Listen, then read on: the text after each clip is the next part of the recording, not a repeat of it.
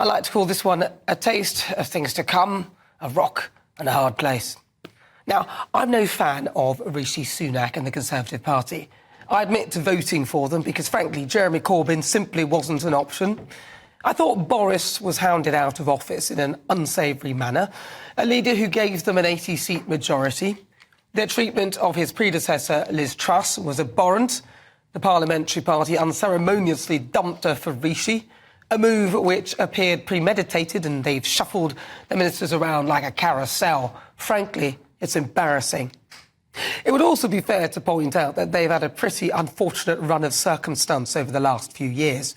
While giving the country a referendum on Brexit was of their own making, and I believe was the right thing to call, they've had a global pandemic, which arguably bankrupted the country, causing a cost of living crisis and rising inflation, which was exacerbated by the Russian invasion of Ukraine, the latter the breadbasket of the world, the former an oil-rich nation, which meant that the cost of food and fuel rocketed.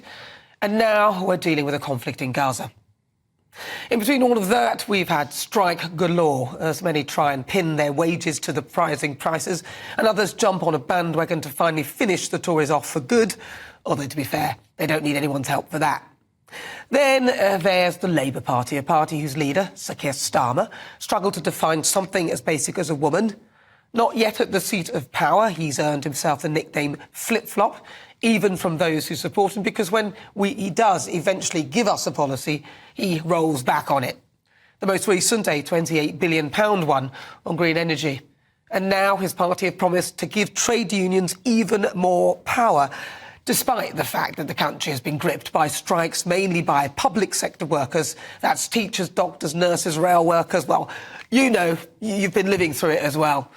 And at the end of this month, we have another doctor strike. We've just had to increase the pay of consultants who are earning over $100,000 because their wage has not gone up with inflation.